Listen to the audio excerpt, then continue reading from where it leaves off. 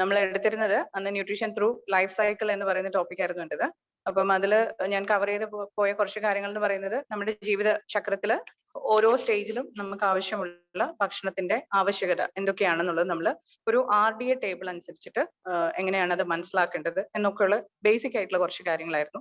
ചില ഡെഫിനേഷൻസ് ഒക്കെ നമുക്ക് കുട്ടികൾക്ക് പറഞ്ഞു കൊടുക്കണം എന്നുള്ള ടോപ്പിക്കും കൂടി നമ്മൾ ഡിസ്കസ് ചെയ്ത് പോയിരുന്നു. അപ്പൊ നമുക്ക് RDA ടേബിൾ എന്താണെന്നുള്ളത് മനസ്സിലായി. RDA ടേബിളിനകത്ത് ഡിഫറെന്റ് ഫാക്ടേഴ്സ് ഉണ്ട്. ഏജ്, ജെൻഡർ, അതുപോലെ തന്നെ നമ്മുടെ ഫിസിക്കൽ ആക്ടിവിറ്റി, ഇതിനൊക്കെ ബേസ് ചെയ്തിട്ടാണ് നമ്മൾ RDA ടേബിള് അനുസരിച്ചിട്ട് ഒരാളുടെ ഭക്ഷണ രീതി അല്ലെങ്കിൽ എന്തൊക്കെയാണ് അവരുടെ പോഷക ആവശ്യങ്ങൾ എന്നുള്ളത് കണ്ടെത്തുന്നത്. ഒരു ഡയറ്റീഷ്യൻ അങ്ങനെയാണ് വർക്ക് ചെയ്യുന്നത്. അതുപോലെ തന്നെ ബാക്കി ഫിസിയോളജിക്കൽ കണ്ടീഷൻ, ഇപ്പൊ 2 തരം ഡയറ്റ് ആണ് പ്രധാനമായിട്ടുള്ളത്. ഒന്ന് നോർമൽ ഡയറ്റും രണ്ടാമത്തേത് മോഡിഫൈഡ് ഡയറ്റും ആണ്. നോർമൽ ഡയറ്റ് എന്ന് പറയുന്നത് നമ്മൾ സാധാരണ ആൾക്കാർക്ക് കഴിക്കാൻ വേണ്ടുന്നത്. മോഡിഫൈഡ് ഡയറ്റ് എന്ന് പറയുന്നത് എന്തെങ്കിലും സ്പെസിഫിക് ആയിട്ടുള്ള ഹെൽത്ത് കണ്ടീഷൻസ് ഉള്ള ആൾക്കാരിലേക്ക് നമ്മൾ എത്തിച്ചു കൊടുക്കുന്ന സാധനം. അതായത് ഇപ്പം ഒരു പ്രഷർ ഉള്ള ഒരാള്, ഷുഗർ ഉള്ള ഒരാള്, അല്ലെങ്കിൽ ഒബേസിറ്റി, അല്ലെ അണ്ടർ വെയിറ്റ്, അല്ലെങ്കിൽ മറ്റ് കിഡ്നി സംബന്ധമായ അസുഖങ്ങൾ, ക്യാൻസർ, അങ്ങനെ ഓരോ അസുഖത്തില് നമുക്ക് ഓരോ തരത്തിലുള്ള ഡയറ്റ്സ് ആണ് നമ്മൾ ഫോളോ ചെയ്യാറുള്ളത്. അതപ്പം ഈ RDA ടേബിളിന്റെ റിക്വയർമെന്റ്സ് അതിനകത്തും വരുന്നുണ്ട്. പക്ഷെ അതിനേക്കാൾ ഉപരിയായിട്ട് നമ്മൾ അവിടെ നോക്കുന്നത് അവരുടെ ആ പ്രത്യേക അസുഖ സാഹചര്യത്തെ നോക്കി അതിന്റെ ബ്ലഡ് ഇൻവെസ്റ്റിഗേഷൻസും മറ്റു കാര്യങ്ങളും ഒക്കെ നോക്കിയിട്ട് അതിനാവശ്യമായ കാര്യങ്ങൾ കാൽക്കുലേറ്റ് ചെയ്തിട്ടാണ് നമ്മൾ അവരുടെ ഡയറ്റ് പ്രിസ്ക്രൈബ് ചെയ്ത് കൊടുക്കുന്നത്. പിന്നെ ഈ പറയുന്ന ഇപ്പൊ നമ്മൾ ഹോസ്പിറ്റൽസിൽ യൂസ് ചെയ്യുന്നത് മിക്കവാറും തന്നെ നോർമൽ ഡയറ്റിനേക്കാളും ചെറിയ വ്യത്യാസം വരുത്തുമ്പോൾ അതിനായിരുന്നു നമ്മുടെ ഫസ്റ്റത്തെ സെഷനിൽ നമ്മൾ പഠിക്കുന്നതായിട്ടുള്ള കാര്യങ്ങൾ എന്ന് പറയുന്നത് നമ്മുടെ കുക്കിംഗ്.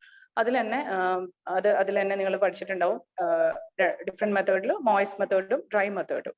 പിന്നെ അതിനുശേഷം നിങ്ങൾക്ക് മനസ്സിലാവുന്ന കാര്യങ്ങൾ എന്ന് പറയുന്നത് effect of cooking on different nutrients. അപ്പം effect of cooking on different nutrients എന്ന് പറയുമ്പോൾ നമ്മളിപ്പം ഞാൻ പറഞ്ഞിരുന്നു RDA ടേബിളിനകത്ത്, അല്ലെങ്കിൽ നമ്മൾ അന്ന് ഫസ്റ്റ് സെഷനിൽ പറഞ്ഞിരുന്നു മാക്രോ ന്യൂട്രിയൻസും മൈക്രോ ന്യൂട്രിയൻസും ഉണ്ട്. അപ്പൊ മാക്രോ ന്യൂട്രിയൻസ് എന്ന് പറയുന്നത്, അപ്പം ഇന്ന് ഞാൻ എടുക്കുന്നത് 3 ഡിഫറെന്റ് പ്രോസസ് ഫുഡ് എന്ന് പറയുന്നത്. ഫെർമെന്റേഷൻ, മാൾട്ടിംഗ് എന്ന് പറയുന്ന 3 ഇമ്പോർട്ടൻസ് എന്താണ് ഫുഡ് ഇൻഡസ്ട്രിയിൽ, അല്ലെങ്കിൽ ഫുഡും ഈ പ്രോസസ്സും തമ്മിലുള്ള ഇന്റർ റിലേഷൻഷിപ്പ് എന്താണ് എന്നുള്ളതാണ് നമ്മൾ ഇതിനകത്തുനിന്ന് മനസ്സിലാക്കേണ്ടത്. അപ്പം ഇതൊരു നിങ്ങൾ കുക്കിംഗ് മെത്തേഡിൽ ഡ്രൈ മെത്തേഡും വെറ്റ് മെത്തേഡും പഠിച്ചിട്ടുണ്ട്, അല്ലെ മനസ്സിലാക്കിയിട്ടുണ്ട്.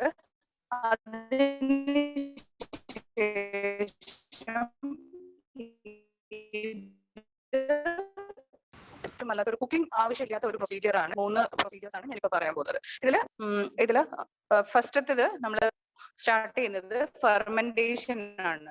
നമ്മൾ കഴിഞ്ഞ 2 ക്ലാസ്സുകളിൽ കേട്ടിരുന്ന ആ ടോപ്പിക്കിന്റെ എക്സ്റ്റൻഷൻ ആണിത്. ഡിഫറെന്റ് കുക്കിംഗ് പ്രോസസ്സസ് നമ്മൾ പഠിച്ചിരുന്നു. അപ്പൊ അത് കഴിഞ്ഞിട്ട് ഇനിയിപ്പോ പ്രത്യേകിച്ച് ഒരു പ്രോസസ് ഒന്നും ആവശ്യമില്ല, പക്ഷെ അല്ലാണ്ട് നമുക്ക് യൂസ് ചെയ്യാൻ പറയുന്ന ചില ടെക്നിക്സ് ഉണ്ട് ഫുഡിനകത്ത്. അപ്പൊ അത് ഏതൊക്കെയാണെന്നുള്ളതാണ് നമ്മൾ ഈ ഒരു സെഷനിൽ നോക്കുന്നത്. അപ്പൊ അതിലെ ഫസ്റ്റ് വൺ നമ്മളിപ്പോ ഞാൻ ഇവിടെ പറയുന്നത് ഫെർമെന്റേഷൻ ആണ്. Second one is germination and third one is malting. ഇപ്പൊ ഈ ഫെർമെന്റേഷൻ എന്ന് പറഞ്ഞു കഴിഞ്ഞാൽ നമുക്കറിയാം, നമ്മൾ സിമ്പിൾ ആയിട്ട് നമ്മുടെ വീട് ലെവലിൽ തൊട്ട് അങ്ങേറ്റം ഇൻഡസ്ട്രിയൽ ലെവൽ വരെ നമ്മൾ യൂസ് ചെയ്യുന്ന ഒരു പദമാണ് ഫെർമെന്റഡ് ഫുഡ്സ് എന്ന് പറയുന്നത്. ഈ ഫെർമെന്റഡ് ഫുഡ്സിന് നമ്മുടെ ഇന്നത്തെ ഭക്ഷണ രീതിയിൽ വളരെ പ്രാധാന്യമുണ്ട്.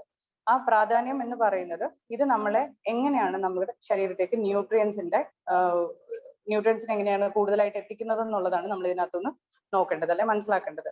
നമുക്ക് ഏറ്റവും കൂടുതലായിട്ട് നമുക്ക് അവൈലബിൾ ആയിട്ടുള്ള ചില ഫെർമെന്റഡ് ഫുഡ്സിന്റെ പിക്ചേഴ്സ് ആണ് ഞാൻ ഇവിടെ കൊടുത്തിരിക്കുന്നത്. നമ്മളിപ്പം ഫെർമെന്റേഷനെ പറ്റി പറയുമ്പോൾ പലതരത്തിലുള്ള ഫെർമെന്റേഷൻസ് ഉണ്ട്. അതില് മെയിൻ ആയിട്ട് നമ്മൾ പറയാൻ പറ്റുന്നത്, നമ്മളിപ്പം എന്താ പറയാ, പ്രത്യേകിച്ച് ഒരു സബ്സ്റ്റൻസ് ആഡ് ചെയ്തിട്ട്, ഇപ്പൊ ഈസ്റ്റ് പോലെയുള്ള ഒന്ന് ആഡ് ചെയ്തിട്ട് നമുക്ക് പുളിപ്പിച്ചെടുക്കാം. നാച്ചുറൽ ആയിട്ട് പുളിക്കുന്ന സംഭവങ്ങളുണ്ട്. എയറോബിക്കും അനേറോബിക്കുമായിട്ടുള്ള 2 കണ്ടീഷൻസിൽ നമുക്ക് 2 തരത്തിലുള്ള പുളിപ്പിക്കൽ അല്ലെ ഫെർമെന്റേഷൻ നടക്കാറുണ്ട്. നമുക്ക് സിമ്പിൾ ആയിട്ട് നമുക്ക് വീട്ടിൽ ചെയ്യാവുന്ന ഒരു പ്രൊസീജിയർ ആണ് നമ്മുടെ ഇഡലി, ദോശ പോലെയുള്ള സംഭവങ്ങൾ ഉണ്ടാക്കാനുള്ള മാവ്. നമ്മുടെ വീട്ടിൽ അരി, ഉഴുന്ന് അങ്ങനെ ഒരു കോമ്പിനേഷനിൽ നമ്മൾ അരച്ചു വെച്ച് കഴിഞ്ഞാൽ അത് ഓവർനൈറ്റ് നമ്മൾ വെച്ച് കഴിയുമ്പോൾ നമുക്കത് പിറ്റേ ദിവസം രാവിലെ ആകുമ്പോഴത്തേക്കും അത് ഫെർമെന്റ് ചെയ്ത് കിട്ടുന്നു. അതൊരു നാച്ചുറൽ ഫെർമെന്റേഷന്റെ എക്സാമ്പിൾ ആണ്. അതുപോലെ പാലിനകത്തേക്ക് നമ്മൾ തൈര് ആഡ് ചെയ്ത് കഴിയുമ്പോൾ അത് തൈരിന്റെ ഒരു ചെറിയൊരു കൾച്ചർ നമ്മൾ ആഡ് ചെയ്ത് കഴിയുമ്പോൾ അത് ഫുള്ളായിട്ട് നമുക്ക് ഫെർമെന്റ് ചെയ്തിട്ട് കേർഡായിട്ട് തന്നെ കിട്ടുന്നു. അപ്പൊ അതും നമ്മുടെ വീട്ടിൽ ഹോം ലെവലിൽ നമുക്ക് ചെയ്യാൻ പറ്റുന്ന ഒരു ഫെർമെന്റേഷൻ ആണ്. ഇതേപോലെ തന്നെ ഇൻഡസ്ട്രിയൽ പർപ്പസിൽ ഇപ്പം നമ്മുടെ നാട്ടിൽ നമ്മൾ കോമൺ ആയിട്ട് യൂസ് ചെയ്യുന്ന ചില സാധനങ്ങളാണ് ഞാനിപ്പോ പറഞ്ഞത്. ഇൻഡസ്ട്രിയൽ ലെവലിൽ ഒരുപാട് തരത്തിലുള്ള ഫെർമെന്റേഷൻസ് നടക്കാറുണ്ട്. അപ്പൊ അങ്ങനത്തെ ഫെർമെന്റ് ചെയ്ത് വരുന്ന ചില ഫുഡ് ഐറ്റത്തിൽ ഒന്നാണ്. ഇപ്പൊ നോർത്തിലൊക്കെ നമ്മൾ യൂസ് ചെയ്യുന്ന സാധനം ധോക്ല എന്ന് പറയും. നമ്മുടെ ഇഡലിന്റെ മാവ് പോലെ തന്നെയാണ്, പക്ഷെ കുക്കിങ്ങിൽ കുറച്ച് വ്യത്യാസം വരുന്ന ഒരു സംഭവമുണ്ട്. അതുപോലെ സോയാബീന്റെ ഒരുപാട് പ്രോഡക്ട്സുകൾ നമുക്ക് അവൈലബിൾ ആണ്. അതൊക്കെ ഫെർമെന്റ് ചെയ്തിട്ട് വരുന്നതാണ്. അപ്പം ഇങ്ങനെ ഫെർമെന്റ് ചെയ്ത് വരുന്ന സംഗതികൾ കൊണ്ടുള്ള ഉപയോഗങ്ങൾ, അല്ലെങ്കിൽ അത് നമ്മൾ ഏത് തരത്തിലാണ് നമ്മളെ ഹെൽപ്പ് ചെയ്യുന്നതെന്നുള്ളതാണ് നമുക്ക് ഇതിന്റെ അകത്ത് നോക്കേണ്ടത്, അല്ലെ മനസ്സിലാക്കേണ്ടത്. അപ്പൊ ഇതിന്റെ ഹെൽത്ത് ബെനിഫിറ്റ്സ് എന്താണെന്നുള്ളതാണ് ഞാൻ ഇതിനകത്ത് എങ്ങനെയാണെന്ന് അതിന്റെ ന്യൂട്രിറ്റീവ് ഫെർമെന്റേഷൻ ചെയ്യുമ്പോൾ നമുക്ക് അത് എങ്ങനെയാണ് നമ്മുടെ ന്യൂട്രിറ്റീവ് വാല്യൂ ഇംപ്രൂവൈസ് ചെയ്യുന്നത് എന്നുള്ളതാണ്. അപ്പൊ ഇതിൽ നിങ്ങൾക്കറിയാം, ഈ പ്രോബയോട്ടിക് ആൻഡ് പ്രീബയോട്ടിക് ബാക്ടീരിയ എന്ന് പറഞ്ഞിട്ട് ഒരു സംഭവം ഇപ്പം വളരെ കോമൺ ആയിട്ട് എല്ലാവരും കേട്ടുകൊണ്ടിരിക്കുന്ന ഒന്നാണ്. ഈ പ്രോബയോട്ടിക് ബാക്ടീരിയന്റെ പ്രസൻസ് ആണ് നമ്മുടെ ഈ ഫെർമെന്റഡ് ഫുഡിനകത്ത് അധികമായിട്ടുള്ളത്. അപ്പൊ ഈ പ്രോബയോട്ടിക് ബാക്ടീരിയ നമ്മുടെ ശരീരത്തിൽ എത്തിക്കഴിയുമ്പോൾ നമ്മുടെ ഇമ്മ്യൂൺ സിസ്റ്റത്തിനെ ബൂസ്റ്റപ്പ് ചെയ്യാനായിട്ട് ഹെൽപ്പ് ചെയ്യുന്നു. എങ്ങനെയാണെന്ന് ചോദിച്ചാൽ നമ്മുടെ ഡൈജസ്റ്റീവ് സിസ്റ്റത്തിന്റെ വർക്കിംഗ് അത് പെർഫെക്റ്റ് ആയിട്ട് നടത്താനായിട്ട് ഹെൽപ്പ് ചെയ്യും. അതോടുകൂടിയിട്ട് നമ്മുടെ ഇമ്മ്യൂണിറ്റി വർദ്ധിക്കാനായിട്ടുള്ള സാധ്യത അധികമാകുന്നു. അതായത് നമുക്ക് ചില ന്യൂട്രിയൻസ് ഒരു ഭക്ഷണം, ഇപ്പൊ പാല്, ഒരു എക്സാമ്പിൾ നമുക്ക് ഇങ്ങനെ പറയാം, പാല് ചില ആൾക്കാർക്ക് അലർജിക് ആയിരിക്കും. പാലിനകത്തുള്ള ചില കമ്പണൻസ് നമുക്ക് ശരീരത്തിന് പിടിക്കാതെ വരുന്നതുകൊണ്ടാണ്. ലാക്ടോസ് എന്ന് പറയുന്ന സംഭവത്തിനെ ഡയറക്റ്റ് ആയിട്ട് നമ്മുടെ വയറ്റിലേക്ക് എത്തുമ്പോൾ നമുക്ക് അതിനെ ഉപയോഗിക്കാൻ, അല്ലെങ്കിൽ അതിനെ കൺസംഷൻ നമുക്ക് അലർജി ഉണ്ടാക്കുന്നു ചില ആൾക്കാരിൽ. പക്ഷെ ഈ പാലിനെ നമ്മൾ പുളിപ്പിച്ചതിന് ശേഷം, അതായത് കുറച്ച് തൈര് അതിനകത്ത് ഇട്ടു, അത് അധികം പുളിയാകാണ്ട് പക്ഷെ ഒന്ന് ഫെർമെന്റ് ചെയ്തതിന് ശേഷം ആ പുളി കുറഞ്ഞ ആ തൈര് നമ്മൾ ഉപയോഗിക്കുകയാണെങ്കിൽ പാലിനേക്കാളും അത് നമുക്ക് ഒരുപാട് ന്യൂട്രിയൻസിന്റെ കണ്ടന്റ് ഇൻക്രീസ് ആയ ആ തൈര് നമ്മൾ കഴിക്കുമ്പോൾ പാലിന്റെ എല്ലാ മൂല്യങ്ങളും നമുക്ക് കിട്ടുകയും ചെയ്യും. അതേസമയം അത് അലർജിക്ക് ആവുന്നില്ല. അതിനകത്തുള്ള മറ്റ് ന്യൂട്രിയൻസ് നമുക്ക് പാലായിട്ട് ഉപയോഗിക്കുമ്പോൾ ചില ന്യൂട്രിയൻസിന്റെ അവൈലബിലിറ്റി നമുക്ക് കുറവായിരിക്കും. ആ അവൈലബിലിറ്റി കുറഞ്ഞ ന്യൂട്രിയൻസിനെ കൂടി തൈരിന്റെ ഫോമിൽ എടുക്കുമ്പോൾ നമുക്ക് ശരീരത്തേക്ക് അവൈലബിൾ ആയി മാറുന്നു. അപ്പൊ അങ്ങനെ ആ ഒരു കണക്ഷൻ, പാലിൽ നിന്നും തൈരിലേക്കുള്ള ആ ലിങ്ക് എന്ന് പറയുന്നത് നമ്മുടെ ശരീരത്തിന്റെ ന്യൂട്രിറ്റീവ് വാല്യൂ കൂടുതലായിട്ട് പ്രദാനം ചെയ്യുന്നു. ഇനി അടുത്തത് പറയുന്നത് the fermentation results in nutrients formation such as vitamins, minerals, lower chain. ഇത് സെയിം പോയിന്റ് തന്നെയാണ്. എങ്ങനെയാണ് അത് ആ ഇമ്മ്യൂണിറ്റി ബൂസ്റ്റ് ചെയ്യുന്നത്, അല്ലെങ്കിൽ അതിൻ്റെ അകത്ത് ന്യൂട്രിയൻസിന്റെ കണ്ടന്റിനെ എങ്ങനെയാണ് അത് മാറ്റിയെടുക്കുന്നത് എന്നുള്ളതാണ്. അതുപോലെ തന്നെ നമുക്ക് പറയാം, ഒരുപാട് ടേസ്റ്റിലും ഫ്ലേവറിലും വ്യത്യാസങ്ങൾ വരുത്തിയിട്ടുള്ള പുതിയ പ്രോഡക്ട്സിനെ നമുക്ക് ഉണ്ടാക്കിയെടുക്കാനും ഈ പറയുന്ന ഫെർമെന്റേഷൻ കൊണ്ട് സാധ്യമാകുന്നുണ്ട്. അതായത് ഇപ്പം നമ്മളിപ്പോ വെറുതെ ഉഴുന്നും അരിയും കൂടെ അരച്ചിട്ട് ഒരു ദോശ പോലെ നമുക്ക് വേണമെങ്കിൽ ചുട്ടെടുക്കാം. പക്ഷെ അതിന്റെ ടേസ്റ്റും അത് ഒരു ദിവസം വെച്ച് പൊളിച്ചു കഴിഞ്ഞിട്ട് പുതിയ മറ്റേ നമ്മൾ സാധാരണ ഉണ്ടാക്കുന്ന നോർമൽ ദോശ പോലെ ആകുമ്പോൾ അതിൻ്റെ അകത്ത് ടേസ്റ്റിന് എത്രമാത്രം ഡിഫറൻസ് വരുന്നുണ്ടെന്നുള്ളത് മാത്രം ചിന്തിച്ചു കഴിയുമ്പോൾ നമുക്ക് മനസ്സിലാകും എങ്ങനെയായിരിക്കും മറ്റു ഭക്ഷണ വസ്തുക്കളിൽ ഈ ഫെർമെന്റേഷൻ റിയാക്ഷൻ നമുക്ക് പുതിയ പ്രോഡക്ട്സിനെ ഡെവലപ്പ് ചെയ്യാനായിട്ട് ഹെൽപ്പ് ചെയ്യുന്നുള്ളത്. അപ്പൊ ആ ഒരു പോയിന്റ് ആണ് ഇതിനെ ഇൻഡസ്ട്രിയൽ പർപ്പസിലേക്ക് ഈ ഫെർമെന്റേഷന് നമുക്ക് പ്രാധാന്യമുള്ളത്.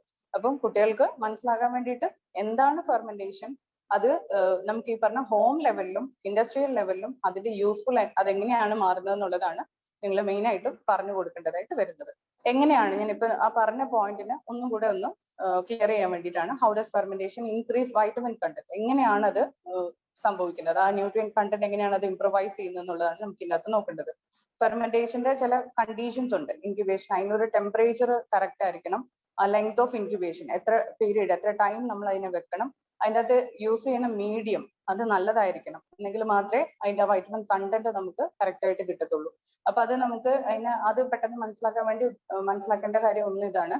നമ്മളിപ്പം ദോശമാവ് നമ്മൾ അരച്ചതിന് ശേഷം നമ്മൾ പെട്ടെന്ന് ചുട്ടെടുക്കുകയാണെങ്കിൽ അത് പൊളിച്ചിട്ടല്ല, അപ്പൊ അതിന്റെ ടേസ്റ്റും ഫ്ലേവറും ഒക്കെ വ്യത്യാസമുണ്ട്. കാരണം അത് ഇരിക്കുന്ന സമയം വളരെ കുറവാണ്. അപ്പം അതിന് ആ സമയത്തിന്റെ വ്യത്യാസം കൊണ്ടാണ് അതിന്റെ ഫെർമെന്റേഷൻ റിയാക്ഷൻ നടക്കാതെ വരുന്നത്. ഇപ്പൊ നിങ്ങൾക്ക് അറിയാം, മഴക്കാലാണെങ്കിൽ നമ്മൾ രാത്രിയിൽ അരച്ചു വെച്ച് ഒരു 6 hours കഴിഞ്ഞാലും, അല്ലെങ്കിൽ 4 to 6 hours കഴിഞ്ഞാലും നമ്മുടെ മാവ് കറക്റ്റ് ആയിട്ട് പുളിച്ചു കിട്ടാറില്ല. അപ്പൊ ആ പുളിച്ചു കിട്ടാത്തതിന്റെ പ്രശ്നം കൊണ്ട് നമുക്ക് ഒരു നല്ല മാവ് എന്താ പൊന്തി വന്നെങ്കിൽ മാത്രമേ നമ്മൾ അത് ഉണ്ടാക്കുമ്പോഴും സോഫ്റ്റ് ആയിട്ട് നമുക്ക് കിട്ടത്തുള്ളൂ, അല്ല അതിന്റെ ആ ഫുൾ ഫ്ലേവർ നമുക്ക് കിട്ടത്തുള്ളൂ.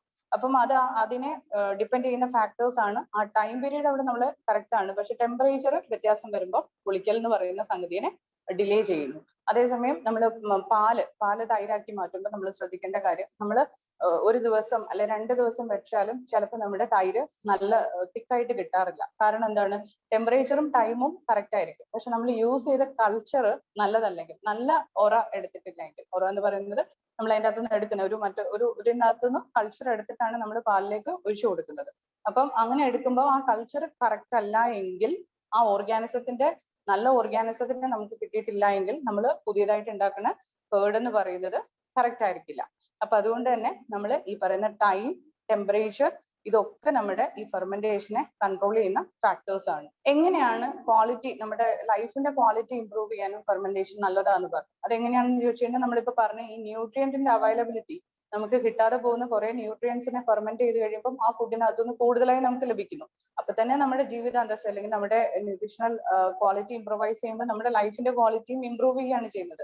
നമ്മുടെ ആ ബയോ അവൈലബിലിറ്റി എന്ന് പറയുന്ന എല്ലാ ന്യൂട്രിയൻസിന്റെയും ബയോ അവൈലബിലിറ്റി ഇൻക്രീസ് ചെയ്യുമ്പോൾ അതൊക്കെ നമുക്ക് ആന്റി ന്യൂട്രീഷണൽ ഫാക്ടേഴ്സിനെയും കുറെയൊക്കെ നമ്മൾ ഹിൻഡർ ചെയ്യാൻ വേണ്ടിയിട്ട് നമ്മുടെ ശരീരത്തിൽ ഹെൽപ്പ് ചെയ്യുന്നുണ്ട്. അപ്പൊ അങ്ങനെ നമ്മുടെ ജീവിതത്തിന് നല്ല ഒരു എന്താ പറയാ ഒരു ഹൈലി ന്യൂട്രീഷ്യസ് ആയിട്ടുള്ള ഫുഡ് കഴിക്കാനുള്ള ഒരു സാധ്യത കിട്ടുമ്പോൾ നമ്മുടെ ക്വാളിറ്റി ഓഫ് ലൈഫും ഇംപ്രവൈസ് ചെയ്യുന്നുണ്ട്.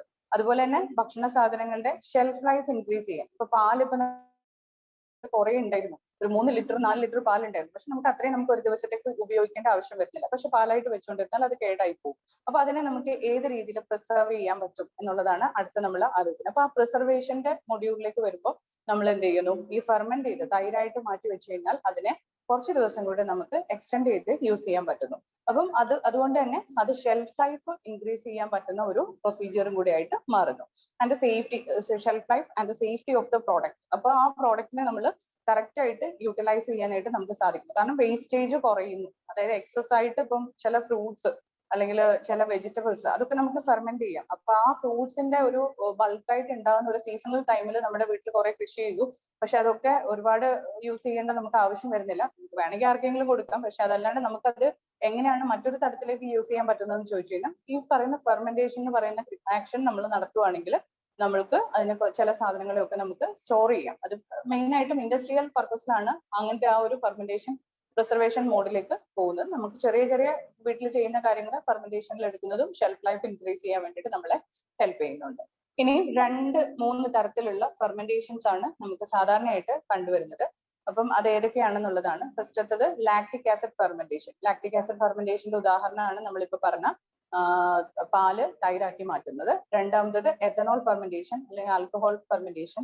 അത് ആൽക്കഹോളിക് എഥനോളിന്റെ എന്ന് പറയുന്ന നമ്മള് എഥനോൾ ഫെർമെന്റേഷൻ നമ്മള് മദ്യം ആൽക്കഹോളിക് ബിവറേജസിന്റെ ഉണ്ടാക്കിയെടുക്കുന്ന ആ ഒരു പ്രൊസീജിയർ ആണ് എഥനോൾ അല്ലെങ്കിൽ ആൽക്കഹോൾ ഫെർമെന്റേഷൻ എന്ന് പറയുന്നത്. മൂന്നാമത്തേത് acetic acid fermentation. Acetic acid fermentation നമ്മൾ അറിയാം, നമ്മുടെ വിനെഗറിന്റെ പ്രൊഡക്ഷൻ ആണ് മെയിൻ ആയിട്ട് വരുന്നത്. അപ്പൊ ഇതാണ് 3 ടൈപ്പ് ഓഫ് ഫെർമെന്റേഷൻ എന്ന് പറയുന്നത്. ഫസ്റ്റത്തത് ലാക്ടിക് ആസിഡ് ഫെർമെന്റേഷൻ, നമ്മൾ ഹോം ലെവലിൽ ചെയ്യുന്നത്, ഇൻഡസ്ട്രിയൽ പർപ്പസിലും യൂസ് ചെയ്യാറുണ്ട്. രണ്ടാമത്തേത് ആൽക്കഹോൾ ഫെർമെന്റേഷൻ, ഇൻഡസ്ട്രിയൽ പർപ്പസ് തന്നെയാണ്. അസറ്റിക് ആസിഡ് ഫെർമെന്റേഷൻ ഹോം ലെവലിലും ഈവൻ ഇൻഡസ്ട്രിയൽ പർപ്പസിലും നമ്മൾ ചെയ്യുന്ന ഫെർമെന്റേഷൻ. അപ്പൊ അതിന്റെ എക്സ്പ്ലനേഷൻസ് അതിൻ്റെ അകത്തുണ്ട്. നിങ്ങൾക്കത് ജസ്റ്റ് മനസ്സിലാകാൻ വേണ്ടിയിട്ട് ഞാൻ ഇട്ടു എന്നുള്ളത് മാത്രമേ ഉള്ളൂ. നമുക്ക് ബേസിക് ആയിട്ട് കുട്ടികൾക്ക് അറിയേണ്ടത് എന്താണ് ഫെർമെന്റേഷൻ, എത്ര ടൈപ്പ് ഓഫ് ഫെർമെന്റേഷൻ ഉണ്ട്, അത് ഇൻഡസ്ട്രിയൽ എങ്ങനെയാണ് ഹെൽപ്ഫുൾ ആവുന്നത്, ഹോം ലെവലിൽ എങ്ങനെയാണ് അത് ഹെൽപ്ഫുൾ ആവുന്നത് എന്നുള്ളതാണ് മനസ്സിലാക്കേണ്ടത്.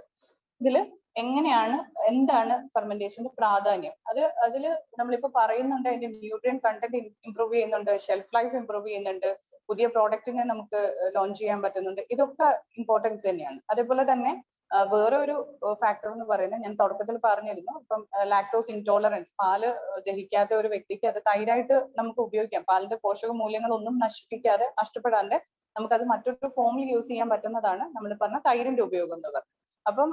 അപ്പം അതിനകത്ത് നമുക്ക് നമ്മുടെ ശരീരത്തിന് ഹാർംഫുൾ ആയിട്ടുള്ള ഓർഗാനിസത്തിനെ നമ്മൾ മാറ്റിയിട്ട് നമ്മൾ അത് മറ്റൊരു ഫോമിൽ യൂസ് ചെയ്യുമ്പോൾ നമ്മളത് ഹെൽപ്ഫുൾ ആകും. അതേ സെയിം സാധനമാണ് ഇവിടെ ഫെർമെന്റേഷന്റെ നമ്മുടെ ഒരു ന്യൂട്രീഷണൽ ആസ്പെക്ട് പറയുമ്പോൾ നമ്മൾ മനസ്സിലാക്കേണ്ടത്.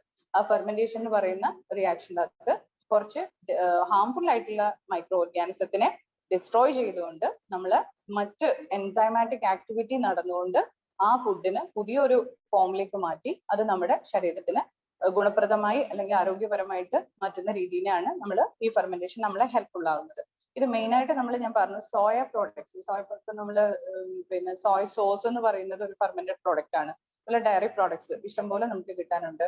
പിന്നെ ഗ്രെയിൻസ് ഈ പറയുന്ന പോലെ എക്സസ് ആയിട്ട് ബൾക്ക് പ്രൊഡക്ഷൻ നടക്കുന്ന സമയത്ത് ചില ഗ്രെയിനുകൾ, ഗോതമ്പ് അങ്ങനെയൊക്കെയുള്ള ചില ഗ്രെയിനുകൾ നമ്മൾ ഫെർമെന്റ് ചെയ്ത് വെക്കാറുണ്ട്. വെജിറ്റബിൾസ് ഇപ്പം കുക്കുംബർ നമ്മൾ വെക്കാറുണ്ട്, അതുപോലെ കോളിഫ്ലവർ, ക്യാബേജ്, ഇതൊക്കെ നമ്മൾ നമ്മുടെ നാട്ടിൽ അത്ര കോമൺ അല്ലെങ്കിലും മറ്റു രാജ്യങ്ങളിൽ വളരെ കോമൺ ആയിട്ട് യൂസ് ചെയ്യുന്ന ചില പ്രോഡക്ട്സ് ആണ്. ഫെർമെന്റ് ചെയ്തിട്ട്. അപ്പം ഇതിനൊക്കെ അലർജിക് ആയിട്ടുള്ള ആൾക്കാർക്ക്, ഡയറക്റ്റ് കൺസംഷൻ അലർജിക് ആയിട്ടുള്ള ആൾക്കാർക്ക് ഇതിന്റെ ഫെർമെന്റഡ് പ്രോഡക്ട്സ് നമുക്ക് യൂസ് ചെയ്യാം. അപ്പൊ അതിന്റെ അകത്തു നിന്നുള്ള ന്യൂട്രിയൻ കണ്ടന്റ്സ് ഒക്കെ നമുക്ക് കിട്ടുകയും ചെയ്യും. അപ്പൊ അതുകൊണ്ടാണ് ഇമ്പോർട്ടന്റ് ആണ് ഫെർമെന്റേഷൻ എന്ന് പറയുന്നതിന്റെ കാരണം. ഇതിന്റെ ബെനിഫിറ്റ്സ്, കൊമേഴ്സ്യൽ ബെനിഫിറ്റ് എന്തൊക്കെയാണെന്നുള്ളതാണ്. ഇപ്പൊ ഞാൻ പറഞ്ഞ ഇൻഡസ്ട്രിയലി ഇത് ഒരുപാട് യൂസ്ഫുൾ ആയ ഒരു ടെക്നിക്കാണ് ഫെർമെന്റേഷൻ എന്ന് പറയുന്നത്. ഒരു കുക്കിംഗ് പ്രൊസീജിയറിൽ ഒരു നെക്സ്റ്റ് എക്സ്റ്റൻഷൻ ആയിട്ട് നമ്മൾ അതുകൊണ്ടാണ് ഇടുന്നത്. ഫെർമെന്റേഷന്റെ ബെനിഫിറ്റ്സ് എന്തൊക്കെയാണെന്ന് ചോദിച്ചു കഴിഞ്ഞാൽ, മെയിൻ ആയിട്ട് നമുക്ക് ഇൻഡസ്ട്രിയലി നമുക്ക് ഇക്കണോമി കൂട്ടാൻ വേണ്ടിയിട്ടുള്ള ഒരു പ്രോഡക്റ്റ് ആണ് ആൽക്കഹോളിക് ബിവറേജസിന്റെ പ്രിപ്പറേഷൻ. അതുപോലെ നമുക്ക് ബ്രെഡ് ഉണ്ടാക്കി കിട്ടുന്നത് ഈ പറയുന്ന ഒരു കൊമേഴ്സ്യൽ ബെനിഫിറ്റ് ആണ്. ഈസി കൺസംഷന് വേണ്ടിയിട്ട് നമുക്ക് എടുക്കാം. യോഗട്ട് എന്ന് പറയുന്നത് തൈരിന്റെ മറ്റൊരു ഫോം തന്നെയാണ്. അത് ഒരു പ്രത്യേകതരം ഓർഗാനിസത്തിനെ വെച്ചിട്ട് കൾച്ചർ ചെയ്തെടുക്കുന്നതാണ് യോഗട്ട്. അത് ഫ്ലേവേർഡ് ആയിട്ടുള്ളതും ഉണ്ട്, അൺഫ്ലേവേർഡ് ആയിട്ടുള്ള യോഗട്ടും ഉണ്ട്. അപ്പം പാലിന്റെ ഉപയോഗം അല്ലെ തൈരിനേക്കാളും കുറച്ചും കൂടി നല്ലതാണ് യോഗട്ടിന്റെ കൺസംഷൻ. കാരണം യോഗട്ട് എന്ന് പറയുന്നത് തീരെ പുളി ഇല്ലാത്ത ഒരു സാധനമാണ്. പക്ഷെ ഈ പറയുന്ന പ്രോബയോട്ടിക് റിച്ച് ആണ് നമ്മുടെ യോഗട്ട്. അപ്പൊ നമ്മുടെ വയറ്റിൽ അത് എത്തിക്കഴിഞ്ഞു കഴിഞ്ഞാൽ ഗുഡ് ബാക്ടീരിയാസിനെ മൾട്ടിപ്ലൈ ചെയ്ത് അത് നമ്മുടെ ദഹന വ്യവസ്ഥയെ റെക്ടിഫൈ ചെയ്യാനായിട്ട് ഹെൽപ്പ് ചെയ്യുന്നു. അതുപോലെ പലതരത്തിലുള്ള ന്യൂട്രിയൻസും മറ്റു രീതിയിൽ നമുക്ക് അവൈലബിൾ അല്ലാത്തതൊക്കെ ഈ പറയുന്ന ഫെർമെന്റഡ് ആയിട്ടുള്ള യോഗട്ടിനകത്ത് നിന്ന് നമുക്ക് കൂടുതലായിട്ട് കിട്ടുന്നു. സോർബ്രെഡ് എന്ന് പറയുന്നത് സോയ കൊണ്ടുള്ള ഒരു പ്രിപ്പറേഷൻ ആണ്. പിന്നെ നിങ്ങൾ കേട്ടിട്ടുള്ള ഒന്നാണ്, അത് നമ്മുടെ നാട്ടിൽ അത്രയില്ല. ശ്രീലങ്ക അതുപോലെ മറ്റു രാജ്യങ്ങളിലൊക്കെ ഏറ്റവും കൂടുതൽ ഉപയോഗിക്കുന്ന ഒരു പ്രോഡക്റ്റ് ആണ് സോർബ്രെഡ് എന്ന് പറയുന്നത്. ഈ കൊമ്പൂഷ എന്ന് പറയുന്നത് എനിക്ക് തോന്നുന്നു ജാപ്പനീസ് എന്തോ പ്രിപ്പറേഷനിൽ വരുന്നതാണ്. ആപ്പിൾ സിഡർ വിനെഗർ എന്ന് പറയുന്നത് ഇറ്റ്സ് ലൈക്ക് നമ്മുടെ ഇപ്പം വെയിറ്റ് റിഡക്ഷന് വേണ്ടിയിട്ടും മറ്റൊരു ഹെൽത്തി കോൺസെപ്റ്റിൽ ഒരുപാട് ആൾക്കാർ ഇപ്പൊ ഡെയിലി ബേസിസിൽ കൺസ്യൂം ചെയ്യുന്ന ഒന്നാണ് ആപ്പിൾ സിഡർ വിനെഗർ എന്ന് പറയുന്നത്. അപ്പം ആപ്പിൾ സിഡർ ഇതൊരു ഫെർമെന്റഡ് പ്രോഡക്റ്റ് തന്നെയാണ്. പിന്നെ അതുപോലെ തന്നെ എത്തനോളിന്റെ പ്രിപ്പറേഷൻ, ഇത് വെച്ചാൽ ഇത് ഇൻഡസ്ട്രിയൽ ബേസിൽ എങ്ങനെയാണ് കൊമേഴ്സ്യൽ ബെനിഫിറ്റ് എന്ന് ചോദിച്ചാൽ നമ്മുടെ ഇക്കണോമി ബൂസ്റ്റപ്പ് ചെയ്യാൻ വേണ്ടിയിട്ട് ഫെർമെന്റേഷൻ എങ്ങനെയാണ് നമ്മളെ ഹെൽപ്പ് ചെയ്യുന്നത് എന്നുള്ളതാണ് ഈ ഒരു സ്ലൈഡ് കൊണ്ട് നമ്മൾ മനസ്സിലാക്കേണ്ടത്. Next slide. ഇനി നമുക്ക് നമ്മുടെ നാട്ടില് അല്ലെങ്കിൽ കോമൺ ആയിട്ട് നമ്മുടെ രാജ്യത്തിൽ യൂസ് ചെയ്യുന്ന കുറച്ച് ഫെർമെന്റഡ് ഫുഡ് പ്രോഡക്ട്സ് എന്തൊക്കെയാണെന്നുള്ളതാണ്. കൾച്ചേർഡ് മിൽക്ക്, അത് ഞാൻ പറഞ്ഞു. ഇപ്പം യോഗട്ടിന്റെ പ്രിപ്പറേഷൻ എന്ന് പറയുന്നത് ഈ പറയുന്ന ഒരു പ്രത്യേകതരം ഓർഗാനിസത്തിനെ വെച്ചിട്ട്, അത് പല ടൈപ്പ് ഓഫ് യോഗട്ട് നമുക്ക് അവൈലബിൾ ആണ്. അതിന് കുറച്ച് പ്രൈസ് കുറച്ച് കൂടുതലാണ്. അപ്പം അങ്ങനെ ഒരു പ്രോഡക്റ്റ് അവൈലബിൾ ആണ്. മിൽക്കും നമുക്ക് കൾച്ചേർഡ് ആയിട്ടുള്ള മിൽക്ക്, അതായത് നമുക്ക് അലർജിക് ആയിട്ടുള്ള ഓർഗാനിസം ഒഴിവാക്കിക്കൊണ്ട് മറ്റു തരത്തിലുള്ള ഓർഗാനിസത്തിനെ വെച്ചിട്ടുള്ള മിൽക്ക് നമുക്ക് അവൈലബിൾ ഉണ്ട്. അപ്പം അത് നമുക്ക് യൂസ് ചെയ്യാം. ഇപ്പൊ സോയ മിൽക്ക് എന്നുള്ളത് അവൈലബിൾ ആണ്, സോയന്റെ പ്രോഡക്റ്റ് ആയിട്ട് നമുക്ക് കിട്ടുന്നതാണ്. അപ്പൊ അത് ഉപയോഗിക്കാം. വൈൻ, ബിയർ, സിഡർ, പറഞ്ഞ ആപ്പിൾ സിഡർ വിനെഗർ, ടെമ്പെ എന്ന് പറയുന്നതൊക്കെ സോയന്റെ പ്രോഡക്റ്റ് ആണ്. ടെമ്പെ, മീസോ, കിംചി, സോർബ്രെഡ്, ഇതൊക്കെ സോയന്റെ പ്രോഡക്റ്റ് ആണ്. ഈ പറയുന്ന സോർബ്രെഡ് എന്ന് പറയുന്നത് ടെമ്പെ മിൽക്ക് പ്രിപ്പറേഷൻ ആണ്. മിസോയും അത് തന്നെയാണ്. അപ്പം ഇതൊക്കെയാണ് കോമൺ ആയിട്ട് നമ്മൾ കണ്ടുവരുന്ന ഫെർമെന്റഡ് ഫുഡ് പ്രോഡക്ട്സ് എന്ന് പറയുന്നത്. നമ്മൾ ഏറ്റവും കൂടുതൽ നമ്മുടെ റെഗുലർ എക്കണോമി കൂട്ടാൻ വേണ്ടിയിട്ട് യൂസ് ചെയ്യുന്നത് ഇപ്പം ആൽക്കഹോളിക് പ്രിപ്പറേഷൻസും ആണ് നമ്മുടെ നാട്ടിലെ എക്കണോമി വർദ്ധിപ്പിക്കുന്നത്. അപ്പം ഇത്രയാണ് നമ്മൾ ഫെർമെന്റേഷനെ കൊണ്ട് മനസ്സിലാക്കേണ്ടത്. ഇപ്പൊ ഫെർമെന്റേഷൻ എന്ന് പറയുന്നത് ഒരു പ്രിസർവേഷൻ ടെക്നിക് ആണ്. ആൻഡ് 3 ടൈപ്പിലെ പ്രോഡക്ട്സ് ആണ്, അല്ലെങ്കിൽ 3 ടൈപ്പ് ഓഫ് ഫെർമെന്റേഷൻ ആണുള്ളത്. ലാക്ടിക് ആസിഡ് ഫെർമെന്റേഷൻ, എത്തനോൾ, പിന്നെ എത്തനോളിന്റെ ആൽക്കഹോളിക് ഫെർമെന്റേഷൻ നടക്കുന്നുണ്ട്. അതുപോലെ തന്നെ ഇതിൽ എത്തനോൾ ഫെർമെന്റ്, അസറ്റിക് ആസിഡ്, വിനെഗറിന്റെ പ്രോഡക്റ്റ്, ഈ 3 ഫെർമെന്റേഷൻ നമ്മൾ എപ്പോഴും ഓർത്തിരിക്കുക.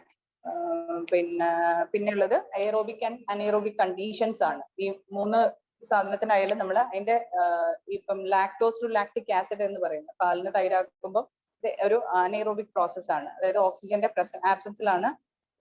ഓക്സിജന്റെ പ്രസൻസ് ആബ്സെൻസ് നമ്മളെ ബാധിക്കുന്നില്ല. അതേസമയം ethyl alcohol to acetic acid എന്ന് പറയുന്നത് എയറോബിക് ആണ്. അപ്പം ആ ഒരു ചെറിയ ഡിഫറൻസസ് ഉണ്ട്. അത്രയും ഡീറ്റെയിൽ ആയിട്ടൊന്നും കുട്ടികൾക്ക് വേണ്ടി വരില്ല. ജസ്റ്റ് നിങ്ങളുടെ ഒരു ഇൻഫർമേഷന് വേണ്ടിയിട്ട് പറഞ്ഞതാണ്. അപ്പം ഇതിനകത്ത് യൂസ് ചെയ്യുന്ന കെമിക്കൽസ്, ഈ ഫെർമെന്റേഷനിൽ നമ്മൾ യൂസ് ചെയ്യുന്ന കെമിക്കൽസ് എന്ന് പറയുന്നത്, അല്ലെങ്കിൽ ഇൻവോൾവ് ചെയ്യുന്ന മെയിൻ കെമിക്കൽസ് എന്ന് പറയുന്നത് ആസിഡ്സും ആൽക്കഹോളും തന്നെയാണ്. ഫുഡിനകത്തുള്ള ആസിഡ്സും കൺവേർട്ട് ചെയ്തിട്ട് ആൽക്കഹോൾ ആയിട്ട് മാറുന്നത് കൊണ്ടാണ് ഈ പറയുന്ന ഫെർമെന്റേഷൻ നടക്കുന്നത്.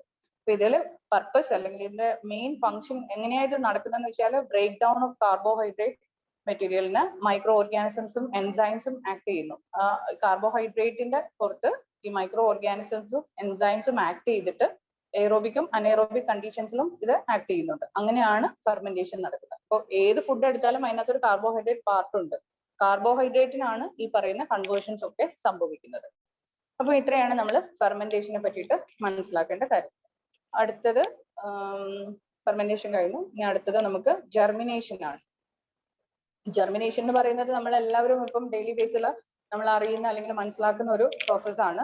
നമ്മുടെ എല്ലാ ഹോം ലെവലിൽ നമ്മൾ ചെയ്യുന്ന മുളപ്പിക്കൽ എന്ന് പറയുന്ന പ്രൊസീജിയർ ആണ്. മുളപ്പിക്കൽ എന്ന് പറയുമ്പോൾ നമുക്ക് അത് അറിയാം, പയറ് വർഗ്ഗങ്ങളിൽ ആണ് കൂടുതലായിട്ട് നമ്മൾ ചെയ്തുകൊണ്ടിരിക്കുന്നത്. അപ്പം അത് ചെറുപയർ യൂസ് ചെയ്യാം, കടല യൂസ് ചെയ്യാം, കറി വെക്കുന്ന കടല, വൻപയർ യൂസ് ചെയ്യാം, ഇനി കടുക് യൂസ് ചെയ്യാം, മസ്റ്റർഡ്, പിന്നെ നമ്മുടെ ഫെനുഗ്രീക്ക്, ഉലുവ, ഇങ്ങനെയുള്ള നമ്മുടെ വീട്ടിൽ കിട്ടുന്ന ചെറിയ ചെറിയ സാധനങ്ങളൊക്കെ നമുക്ക് ജെർമിനേറ്റ് ചെയ്തിട്ട് നമുക്ക് യൂസ് ചെയ്യാം. ജെർമിനേഷനും സെയിം ഇഫക്റ്റ് ആണ്. നമ്മൾ ഫെർമെന്റേഷൻ പറഞ്ഞ പോലെ തന്നെ ഒരു പുതിയ പ്രോഡക്റ്റ് ആയിട്ട് ഒരു പുതിയ സാധനത്തിനെ നമുക്ക് ജെർമിനേറ്റ് ചെയ്ത് ഉണ്ടാക്കിയെടുക്കാൻ പറ്റുന്നു. അപ്പൊ അതിന്റെ ഗുണം എന്ന് പറയുന്നത്, എങ്ങനെയാണ് ജെർമിനേഷൻ നമ്മളെ ക്വാളിറ്റി ഇംപ്രൂവ് ചെയ്യുന്നതെന്ന് വെച്ച് കഴിഞ്ഞാൽ, ന്യൂട്രിറ്റീവ് വാല്യൂ എങ്ങനെയാണ് കൂട്ടുന്നതെന്ന് ചോദിച്ചു കഴിഞ്ഞാൽ, ഈ പറയുന്ന പയറുവർഗ്ഗങ്ങൾക്കകത്തുള്ള എല്ലാ ന്യൂട്രിയൻസും എല്ലാവർക്കും ഒരുപോലെ കിട്ടണം എന്നില്ല. അതിനകത്ത് ചില സാധനങ്ങൾ അതിനകത്ത് എന്താ പറയാ ഒളിച്ചിരിക്കുന്ന പറയുന്ന പോലെയാണ്. അപ്പൊ അതിനെ നമ്മൾ കുക്ക് ചെയ്യുമ്പോഴൊന്നും ആ ന്യൂട്രിയൻ കണ്ടന്റ് ചിലപ്പോൾ അതിൻ്റെ അകത്തുനിന്ന് നമുക്ക് പുറത്തേക്ക് കിട്ടില്ല. അതേസമയം ഇവർക്ക് മുള നടക്കുക അല്ലെങ്കിൽ അത് പുതിയൊരു ഫോമിലേക്ക് അത് മാറുമ്പോൾ, അതിനെ ജെർമിനേറ്റ് ചെയ്യുമ്പോൾ അതിനകത്തുള്ള ഈ ഹിഡൻ ആയിട്ട് നിൽക്കുന്ന സാധനങ്ങളെ, ഹിഡൻ ആയിട്ട് നിൽക്കുന്ന പിന്നെ ഇൻഅവൈലബിലിറ്റി ആയിട്ട് നിൽക്കുന്ന ആ ന്യൂട്രിയൻസിനെ നമുക്ക് പുറത്തേക്ക് എത്തിച്ചിട്ട് അതിന്റെ അവൈലബിലിറ്റി നമ്മുടെ ശരീരത്തിലേക്ക് കിട്ടുകയും അതുപോലെ തന്നെ ന്യൂട്രിയൻ ക്വാളിറ്റി ഇംപ്രവൈസ് ചെയ്യുകയും ചെയ്യും. അതുപോലെ ചില സാധനങ്ങൾ, ഈ നേരത്തെ ഞാൻ പറഞ്ഞു പാല് ദഹിക്കാത്ത പോലെ തന്നെ ഏതെങ്കിലുമൊക്കെ പൾസസ് നമുക്ക് ചിലപ്പം ഇൻഡൈജസ്റ്റബിൾ ആയിട്ടുള്ള ആൾക്കാരുണ്ടാവും. അപ്പൊ അവർക്ക് ഈ പറയുന്ന ഡൈജഷൻ ഈസിയർ ആയിട്ട് വരാൻ സാധ്യതയുണ്ട് ഇങ്ങനത്തെ ജെർമിനേറ്റഡ് ആയിട്ടുള്ള സാധനങ്ങൾ എടുക്കുമ്പോൾ. നേരെ മറിച്ച് ചില ആൾക്കാരിൽ നമ്മളിപ്പം റെഗുലർ ആയിട്ട് നോക്കുമ്പോൾ ചിലവർക്ക് ഈ പറയുന്ന ജെർമിനേറ്റഡ് ആയിട്ടുള്ള സീഡ്സ് കഴിക്കുന്ന സമയത്തിൽ അവർക്ക് ഗ്യാസ്ട്രിക് പ്രോബ്ലംസ് ഉണ്ടാവാറുമുണ്ട്. രണ്ടും സംഭവിക്കാം കേട്ടോ. അപ്പം അതുകൊണ്ട് ഇതിനകത്തുള്ള നമ്മൾ ഇത്രയും സിമ്പിൾ ആയിട്ട് മനസ്സിലാക്കേണ്ട ഇത്രയേ ഉള്ളൂ. ഒരു പയറ് വർഗ്ഗത്തിനകത്തുള്ള എല്ലാ ന്യൂട്രിയൻസും, ചില ന്യൂട്രിയൻസ് ലോക്ക്ഡ് ആയിട്ട് അകത്ത് നിൽക്കുന്നുണ്ടാവും. അവരെ നമ്മുടെ ശരീരത്തേക്ക്, അത് നല്ല ന്യൂട്രിറ്റീവ് വാല്യൂ ഉള്ള സാധനമായിരിക്കും ചിലപ്പോൾ ഈ ലോക്ക് ചെയ്ത് നിൽക്കുന്നത്. അപ്പൊ അതിനെ ഒന്ന് പുറത്തേക്ക് നമുക്ക് എങ്ങനെ നമ്മുടെ ശരീരത്തിന് ഉപയോഗിച്ചെടുക്കാം എന്നുള്ളതിനാണ് നമ്മൾ ഈ ജെർമിനേറ്റ് ചെയ്തിട്ട് ആ ഫോമുലൈനെ യൂസ് ചെയ്യുന്നത്. അപ്പം ഇതിനകത്ത് ആന്റി ന്യൂട്രീഷണൽ ആയിട്ട്, അതുപോലെ ഇപ്പം ചില നോർത്തേൺ സ്റ്റേറ്റിലൊക്കെ കിട്ടുന്ന ചില പയറുവർഗ്ഗങ്ങൾക്കകത്ത് ചില ആന്റി ന്യൂട്രീഷണൽ ഫാക്ടേഴ്സ് ഉണ്ട്. അപ്പൊ അത് നമ്മുടെ ശരീരത്തിൽ എത്തിക്കഴിഞ്ഞു കഴിഞ്ഞാൽ, ലതായറിസം എന്ന് പറയുന്ന ഒരു അസുഖത്തെ പറ്റി കേട്ടിട്ടുണ്ടോ എന്ന് എനിക്കറിയില്ല. അപ്പം അത് അവിടെ കിട്ടുന്ന ഒരു പ്രത്യേകതരം പയറുവർഗ്ഗം ഉപയോഗിക്കുന്നതിനോടകം അതിനകത്ത് അതിന്റെ കുക്കിംഗ് പ്രോപ്പർ ആയിട്ട് നടന്നിട്ടില്ല എങ്കിൽ എന്ത് പറ്റുമെന്ന് ചോദിച്ചാൽ, ഈ ആന്റി ന്യൂട്രീഷണൽ ഫാക്ടർ നമ്മുടെ ശരീരത്തിൽ പ്രവേശിക്കുക. അത് ദിവസവും അത് തന്നെയാണ് ലോക്കൽ ആയിട്ടുള്ള ആൾക്കാർ ഉപയോഗിക്കുന്നതെങ്കിൽ, അല്ലെങ്കിൽ ഏതെങ്കിലും ഒരു പർട്ടിക്കുലർ ഏരിയയിലുള്ള ആൾക്കാർ സ്ഥിരമായിട്ടുള്ള ഉപയോഗം അത് അവരിൽ ഈ പറയുന്ന ലതായറിസം എന്ന് പറയുന്ന അസുഖത്തിലേക്ക് എത്തിക്കും. അതൊരു ന്യൂറോളജിക്കലി നമുക്ക് ഡിസബിലിറ്റി കൊണ്ടുതരുന്ന, നമുക്ക് കാലിനും കൈക്കൊക്കെ പാരാലിസിസ്, ലിംബിന് പാരാലിസിസ് ഉണ്ടാക്കുന്ന, ഫോർലിംബും ഒക്കെ പാരാലിസിസ് ഉണ്ടാക്കുന്ന ഒരു അസുഖമാണ്. അപ്പം അങ്ങനെയുള്ള ആന്റി ന്യൂട്രീഷണൽ ഫാക്ടേഴ്സ് വരെ ചിലപ്പം ഈ പൾസസിനകത്തൊക്കെ ഉണ്ടാവാറുണ്ട്. അപ്പൊ അത്തരം ഫാക്ടേഴ്സിനെ നമുക്ക് ഒഴിവാക്കിക്കൊണ്ട് നമുക്ക് അത് ഹൈലി ന്യൂട്രിയന്റ് ആയിട്ട് ഉപയോഗിക്കാൻ എങ്ങനെയാണ് പറ്റുന്നതെന്ന് ചോദിച്ചു കഴിഞ്ഞാൽ, ഈ പറയുന്ന ജെർമിനേഷൻ വഴി നമുക്കത് സാധ്യമാണ്. അപ്പൊ നമുക്ക് ആന്റി ന്യൂട്രീഷണൽ ക്വാളിറ്റി ഇംപ്രവൈസ് ചെയ്യാം അത് ജെർമിനേറ്റ് ചെയ്ത് കഴിയുമ്പോൾ. ഒപ്പം ആന്റി ന്യൂട്രീഷണൽ ഫാക്ടേഴ്സിനെ നമുക്ക് ഡീഗ്രേഡ് ചെയ്യാനായിട്ടും നമ്മുടെ ഈ പറയുന്ന ജെർമിനേഷൻ ഹെൽപ്പ് ചെയ്യുന്നു. അതുപോലെ ഈ പറയുന്ന കാലറി, നമ്മളിപ്പം പയറുവർഗ്ഗങ്ങൾ കൂടുതൽ കഴിക്കുമ്പോൾ അതിൻ്റെ അകത്തൊന്നും കാലറി കൂടുതൽ കിട്ടും. പക്ഷെ അതിനെ നമ്മളൊന്ന് ജെർമിനേറ്റ് ചെയ്തിട്ട് എടുക്കുമ്പോൾ ആ കാലറി എന്ന് പറയുന്ന ആ കോൺസെപ്റ്റും അറിയാം. കാർബോഹൈഡ്രേറ്റിൽ ചെറിയ ചേഞ്ചസ് നടക്കുമ്പോൾ പ്രോട്ടീന്റെ അവൈലബിലിറ്റി കൂടുതലായി, മറ്റു ന്യൂട്രിയൻസ് നമുക്ക് കൂടുതലായി, ഫൈബർ ഒക്കെ കൂടുതലായി കിട്ടുന്നു. അപ്പം അതിനകത്ത് നമുക്ക് കാലറിയും കുറച്ച് കുറയാനുള്ള സാധ്യതയുണ്ട്. അപ്പം അതുകൊണ്ടാണ് ജെർമിനേഷന് വളരെ പ്രാധാന്യം ഉണ്ടെന്ന് പറയുന്നത്. Next, what is importance of germination. Again അതിനെ ഒന്നുകൂടെ നമ്മളൊന്ന് സ്ട്രെസ് ചെയ്ത് പറയുകയാണ് എങ്ങനെയാണ് ചെയ്യുന്നതെന്നുള്ളത്. അപ്പം മോളിക്കുലർ ആസ്പെക്ട് ഒക്കെ നോക്കിയിട്ടാണ് നമ്മൾ ഈ ജെർമിനേഷൻ പറയുന്നത്. എങ്ങനെയായാലും ക്രോപ്പിന്റെ ഇംപ്രൂവ്മെന്റിന് വേണ്ടിയിട്ടും ക്രോപ്പ് ഈൽഡിന്റെ ക്വാളിറ്റിയും ഒക്കെ ഇംപ്രൂവൈസ് ചെയ്യാൻ വേണ്ടിയിട്ട് നമ്മൾ ഈ ജെർമിനേഷൻ ഹെൽപ്പ് ചെയ്യാറുണ്ട്. ഇത് അത്ര പ്രാധാന്യമുള്ള ഒരു സ്ലൈഡ് അല്ല, ജസ്റ്റ് ഇട്ടു എന്നുള്ളത് മാത്രമേ ഉള്ളൂ. Next slide. ജെർമിനേഷൻ നമ്മള് ഹോം സ്കെയിലിൽ നമ്മൾ ചെയ്യുമ്പോൾ ചെറുപയർ ഇപ്പൊ നമ്മൾ രാത്രിയിൽ അല്ലെങ്കിൽ രാവിലെ നമ്മൾ വെള്ളത്തിൽ കുതിർത്തി വെക്കുക. കുതിർത്തി വെച്ചിട്ട് ഒരു ദിവസം, ഇപ്പൊ രാത്രിയിലാണെങ്കിൽ ഒരു ഓവർനൈറ്റ് നമ്മൾ അതിനെ കുതിർത്തി വെച്ചിട്ട് നെക്സ്റ്റ് ഡേ രാവിലെ അതിൻ്റെ അകത്ത് വെള്ളം സ്ട്രെയിൻ ചെയ്ത് കളയുക. വെള്ളം സ്ട്രെയിൻ ചെയ്ത് കളഞ്ഞിട്ട് ഒരു മസ്ലിൻ ക്ലോത്ത്, നേർത്ത തുണി, ലാബിലൊക്കെ വർക്ക് ചെയ്യുന്നവർക്കൊക്കെ അറിയുന്നുണ്ടാവും, പ്രാക്ടിക്കൽ ലാബിൽ കയറിയിട്ടുള്ളവർക്ക്, അല്ലെങ്കിൽ തോർത്ത് പോലെയുള്ള തുണിക്കകത്ത് നമ്മൾ അത് ആ വെള്ളം ഇല്ലാണ്ട് അതിനെ കെട്ടിവെക്കും. കെട്ടിവെക്കാന്ന് വെച്ചാൽ അതുകൊണ്ട് തന്നെ ഒരു തുണി വെച്ചിട്ട് ഒന്ന് കെട്ടിവെച്ചിട്ട് അത് എവിടെയെങ്കിലും ഹാങ് ചെയ്ത് വെക്കുക, അല്ലെങ്കിൽ വെള്ളത്തിലൊന്നും പറ്റാണ്ട് ഒന്ന് സൈഡാക്കി വെക്കുക. അത് കഴിഞ്ഞിട്ട് പിന്നെ നമ്മളൊരു കുറച്ച് സമയം വെയിറ്റ് ചെയ്ത് കഴിയുമ്പോൾ പതുക്കെ നമുക്ക് അതിൻ്റെ അകത്തുനിന്ന് മുള പൊട്ടി വരുന്നതായിട്ട് കാണാൻ പറ്റും. ഈ മുള പൊട്ടി വരുന്ന സമയം മുതൽ നമുക്ക് അതിനെ യൂസ് ചെയ്യാം. ഈവൻ നമ്മളൊരു 1 or 2 days നമ്മൾ വെയിറ്റ് ചെയ്യുവാണെങ്കിൽ അതിന്റെ മുള നന്നായിട്ട് പുറത്തേക്ക് വരും. ആ പുറത്തേക്ക് വന്നതിന് ശേഷം അതിനെ നമുക്ക് റോ സാലഡ് ആയിട്ട് യൂസ് ചെയ്യാം. സാലഡിന്റെ ഫോമിൽ നമുക്ക് റോ ആയിട്ട് കഴിക്കാം. ഇനിയിപ്പം കുക്കിംഗ് എന്ന് പറയുമ്പോൾ ഒരുപാട് അതിനെ വീണ്ടും ഹീറ്റ് ചെയ്യരുത്. കാരണം അതിനകത്തുനിന്ന് നമുക്ക് ഇൻഡൈജസ്റ്റബിൾ ആയിട്ടുള്ള ന്യൂട്രിയൻസ് ഒക്കെ മുളച്ചു വരുമ്പോൾ അത് ഡൈജസ്റ്റബിൾ ഫോമിൽ നിൽക്കുകയാണ്. അപ്പൊ ഒരുപാട് ഹീറ്റ് അതിന്റെ പുറത്തേക്ക് അപ്ലൈ ചെയ്ത് കഴിഞ്ഞ് കഴിഞ്ഞാൽ അതിന്റെ അവൈലബിലിറ്റി നമുക്ക് കുറയുകയാണ് ചെയ്യുക. അപ്പൊ അതുകൊണ്ട് കഴിയുന്നത് ഒരു ഭയങ്കര ഹെവി കുക്കിംഗ് പിന്നെ ചെയ്യാൻ പാടില്ല ജെർമിനേറ്റ് ചെയ്ത സാധനത്തിന്. ഇപ്പം ഈ പറയുന്ന വയറ് എന്തെങ്കിലും ഗ്യാസ് ഫോം ചെയ്യുന്ന ആൾക്കാരുണ്ടെങ്കിൽ മാത്രം ജസ്റ്റ് ഒന്ന് ഒരു 1 or 2 minutes നമ്മളൊന്ന് സ്റ്റീം ചെയ്തെടുക്കുക. ഡബിൾ സ്റ്റീമറിന്റെ അകത്ത് ജസ്റ്റ് ഒന്ന് സ്റ്റീം ചെയ്തിട്ട് അതിൻ്റെ അകത്ത് ഏതെങ്കിലും നിങ്ങൾക്ക് ഗ്യാസ് ഫോം ചെയ്യുന്ന പ്രോഡക്ട്സ് ഉണ്ടെങ്കിൽ അതിനൊന്ന് റിലീസ് ചെയ്യാൻ വേണ്ടി മാത്രം എന്നുള്ള രീതിയിൽ ഓവർ കുക്കിങ്ങിലേക്ക് അത് കൊണ്ടുപോകരുത്. അപ്പൊ അങ്ങനെയാണെങ്കിൽ മാത്രമാണ് നമുക്ക് കറക്റ്റ് ആയിട്ടുള്ള അതിന്റെ ഒരു എന്താ പറയാ ഗുണം നമുക്ക് കിട്ടത്തുള്ളൂ. അപ്പൊ ഇതാണ് ജെർമിനേഷൻ എന്ന് പറയുന്ന പ്രോസസ്സ്. അപ്പൊ നമ്മൾ 2 പ്രൊസീജിയർ ആണ്. ഫെർമെന്റേഷൻ കഴിഞ്ഞു, അടുത്ത ജെർമിനേഷൻ ആണ്. ജെർമിനേഷനിൽ മെയിൻ ആയിട്ട് നമ്മൾ പറയുന്നത് നമ്മൾ ആന്റി ന്യൂട്രീഷണൽ ആയിട്ടുള്ള ഏതെങ്കിലും ഫാക്ടേഴ്സ് ഉണ്ടെങ്കിൽ അതിനെ നമുക്ക് ഇല്ലാണ്ടാക്കാൻ വേണ്ടിയിട്ടാണ് ജെർമിനേഷൻ ഹെൽപ്പ് ചെയ്യുന്നത്. സെക്കൻഡ് അല്ലെങ്കിൽ പ്രൈമറി ഇമ്പോർട്ടന്റ് ആയിട്ടുള്ള റീസൺ എന്ന് പറയുന്നത് നമുക്ക് കിട്ടാണ്ട് പോണ കുറെ ന്യൂട്രിയൻസ് അല്ലെങ്കിൽ ഹിഡൻ ആയി നിൽക്കുന്ന കുറെ ന്യൂട്രിയൻസിനെ അതിന്റെ മാക്സിമം സ്ട്രെങ്ത്തിൽ നമ്മുടെ ശരീരത്തേക്ക് കിട്ടാൻ വേണ്ടിയിട്ട് ഹെൽപ്പ് ചെയ്യുന്ന ഒരു പ്രോസസ് ആണ് ജെർമിനേഷൻ എന്ന് പറയുന്നത്. അപ്പം അടുത്തതാണ് മാൾട്ടിങ് എന്ന് പറയുന്ന മൂന്നാമത്തെ ടെക്നിക്ക്. അപ്പൊ ഈ മാൾട്ടിങ് എന്ന് പറയുമ്പോൾ ഇത് actually it's A kind of germination. ഇതും ഒരു ടൈപ്പ് ഓഫ് ജെർമിനേഷൻ തന്നെയാണ്. പക്ഷെ നമ്മളിപ്പോ പറഞ്ഞ ജെർമിനേഷൻ്റെ അകത്ത് നമ്മൾ ടൈമിന്, ടെമ്പറേച്ചറിന് ഒന്നും ഒരു സ്പെസിഫിക് ആയിട്ടുള്ള കാര്യങ്ങൾ പറയുന്നില്ല. അതായത് പറയുന്നുണ്ട് വെള്ളത്തിൽ കുതിർത്തി വെക്കണം, ഇത്ര മണിക്കൂർ കഴിഞ്ഞിട്ട് നമ്മൾ അതിനെ എടുക്കണം, അതൊക്കെ പറയുന്നുണ്ട്. പക്ഷെ അതിനേക്കാളും കൂടുതലായിട്ട് സ്പെസിഫിക് ആയിട്ട് ടൈമും സ്പെസിഫിക് ആയിട്ട് ചില കാര്യങ്ങൾ ചെയ്തുകൊണ്ട് നമ്മൾ ചില ഗ്രെയിൻസ്, ധാന്യങ്ങളെ നമ്മൾ സൂക്ഷിക്കാറുണ്ട്. ആ പ്രൊസീജിയർ ആണ് മാൾട്ടിങ് എന്ന് പറയുന്നത്. അപ്പൊ നിങ്ങൾ ഇതിൽ പിക്ചർ നോക്കുകയാണെങ്കിൽ നിങ്ങൾക്ക് മനസ്സിലാവും ഇതിനകത്ത് ഒരു എന്താണ് ഇതിന്റെ ആ ഒരു പ്രൊസീജിയർ. ഇപ്പൊ ഞാനിവിടെ കാണിച്ചിരിക്കുന്നത് നമ്മൾ ബാർലി എന്ന് പറയുന്ന അതിന്റെ ഒരു പ്രോഡക്റ്റ് ഉണ്ടാക്കുന്ന സംഗതിയാണ് കാണിച്ചിരിക്കുന്നത്. അതിനകത്ത് ഒരു സ്റ്റെപ്പാണ് അതിന്റെ ഒരു നിങ്ങൾക്ക് നോക്കുമ്പോൾ മനസ്സിലാവും അതിന്റെ പല സ്റ്റെപ്പുകളുണ്ട്. അതിനകത്ത് ആദ്യത്തെ കുറച്ച് സ്റ്റെപ്പിനെ മാത്രം നമ്മൾ പറയുന്ന പ്രൊസീജിയർ ആണ് മാൾട്ടിങ് എന്ന് പറയുന്നത്. അപ്പൊ അതിൻ്റെ അകത്ത് ആ ബാർലി എന്ന് പറയുന്ന ധാന്യം ആദ്യം എടുക്കുന്നു. അതിനെ നമ്മൾ നന്നായിട്ട് ക്ലീൻ ചെയ്തിട്ട് എല്ലാം സോർട്ട് ചെയ്ത് നല്ല അഴുക്കൊക്കെ മാറ്റി നല്ല ക്ലീൻ ആക്കി എടുത്തതിന് ശേഷം അതിനെ നമുക്ക് മാൾട്ടിങ് അല്ലെങ്കിൽ ജെർമിനേഷൻ എന്ന് പറയുന്ന പ്രൊസീജിയറിലേക്ക് നമ്മൾ പോവാണ്. സ്റ്റീപ്പിംഗ് ആണ് കേട്ടോ. വെള്ളത്തിൽ നന്നായിട്ട് കുതിർത്തി വെക്കുന്നുണ്ട്. പക്ഷെ അത് ഡിപ്പെൻസ് ആണ്, ഓരോ ധാന്യത്തിനനുസരിച്ച് ആ സ്റ്റീപ്പിംഗ് പീരീഡ് ഒക്കെ മാറുന്നുണ്ട്. അപ്പം ജസ്റ്റ് ആ പ്രൊസീജിയർ എന്താണെന്നൊന്ന് മനസ്സിലാക്കാൻ വേണ്ടിയിട്ടാണ്. അപ്പൊ വെള്ളത്തിൽ സ്റ്റീപ്പ് ചെയ്ത് വെച്ചു, ക്ലീൻ ചെയ്തു, സ്റ്റീപ്പ് ചെയ്തതിന് ശേഷമാണ് അടുത്ത പ്രൊസീജിയർ ആണ് മാൾട്ടിങ് എന്ന് പറയുന്നത്, അല്ലെ ജെർമിനേഷൻ എന്ന് പറയുന്നത്. ഈ ജെർമിനേഷൻ വെച്ചിട്ട് അതിനെ കിൽനിങ് എന്ന് പറയുന്ന ഒരു ട്രേ ഉണ്ട്. കിൽനിങ് എന്ന് പറഞ്ഞു കഴിഞ്ഞാല് നിങ്ങളത് ഒന്ന് നെറ്റിൽ പോയിട്ടൊന്ന് കാണണം. പല ടൈപ്പ് ഓഫ് കിൽ ട്രേസ് ഉണ്ട്. നമ്മളിപ്പോ ഇതിനകത്ത് ഒരു ടെമ്പറേച്ചറും അതുപോലെ അതിന്റെ ഓക്സിജൻ അവൈലബിലിറ്റി ഇങ്ങനത്തെ കുറെ കണ്ടീഷൻസ് ഫേവർ ചെയ്തുകൊണ്ടാണ് ഇതിനെ സൂക്ഷിക്കുന്നത്. അപ്പൊ ഈ കിൽനിങ് കഴിഞ്ഞിട്ട് വരുന്ന ബാർലിനെ നമ്മൾ മില്ലിങ് അല്ലെങ്കിൽ അടുത്ത ഒരു പ്രൊസീജിയർ. ഇതിപ്പോ നമ്മൾ ഇതിനകത്ത് ഇതിന്റെ ഫിനിഷ് പ്രോഡക്റ്റ് എന്ന് പറയുന്നത് നമുക്ക് ബിയറിന്റെ പ്രിപ്പറേഷൻ ആണ് ഞാനിപ്പോ എടുത്തിരിക്കുന്നത്. അപ്പൊ അതുകൊണ്ടാണ്. ഇല്ലെങ്കിൽ ഇതിന്റെ ബാർലി പൗഡേഴ്സ് ഉണ്ട്, ബാർലി അതർ പ്രോഡക്ട്സിലേക്കൊക്കെ പോവുക. അത് ഏതാണോ നമുക്ക് വേണ്ടത് അതിന് വേണ്ടിയിട്ടാണ് ആ പ്രൊസീജിയർ അതവിടെ പോവാണ്. നമുക്കിതിൽ മാൾട്ടിങ്ങിൽ ഈ കിൽനിങ് വരെയുള്ള സ്റ്റേജിനാണ് നമ്മൾ മാൾട്ടിങ് എന്ന് പറയുന്നത്. അപ്പൊ ഇത് കഴിയുമ്പോൾ ഈ ഗ്രെയിൻ എടുക്കുന്നു, അതിനെ വാഷ് ചെയ്ത് ക്ലീൻ ചെയ്തതിന് ശേഷം നമ്മൾ വെള്ളത്തിൽ സ്റ്റീപ്പ് ചെയ്തതിന് ശേഷം മാൾട്ടിങ് അല്ലെങ്കിൽ ജെർമിനേഷൻ എന്ന് പറയുന്ന പ്രൊസീജിയർ നടത്തുന്നു. കിൽ ട്രേസിനകത്ത് ഇത് സൂക്ഷിക്കുന്നു. അപ്പം ഈ മാൾട്ടിങ് എവിടെയാണ്, എന്തിനാണ് നമ്മൾ യൂസ് ചെയ്തതെന്ന് ചോദിച്ചു കഴിഞ്ഞാൽ ഒരുപാട് യൂസ്ഫുൾ ആയിട്ടുള്ള കാര്യങ്ങളുണ്ട്. അത് നമുക്ക് നെക്സ്റ്റ് സ്ലൈഡിലേക്ക് പോവാം. വീണ്ടും നമ്മൾ തിരിച്ചിങ്ങോട്ട് വരും.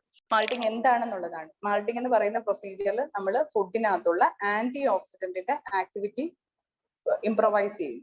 അതുപോലെ അതിന്റെ ഫീനോളിക് കണ്ടന്റും ഫീനോളിക് കോമ്പൗണ്ട്സിനും കാരോട്ടിനോയിഡ് ഇതെല്ലാം കാരോട്ടിനോയിഡ് കണ്ടന്റ്സിനും ഒക്കെ ചേഞ്ചസ് സംഭവിച്ചിട്ടാണ് നമുക്ക് ഈ മാൾട്ടിംഗ് എന്ന് പറയുന്ന ഈ പ്രൊസീജിയറിലൂടെ നമുക്ക് അതിന്റെ ന്യൂട്രിറ്റീവ് വാല്യൂ ഇംപ്രവൈസ് ചെയ്യാൻ പറ്റുന്നത്.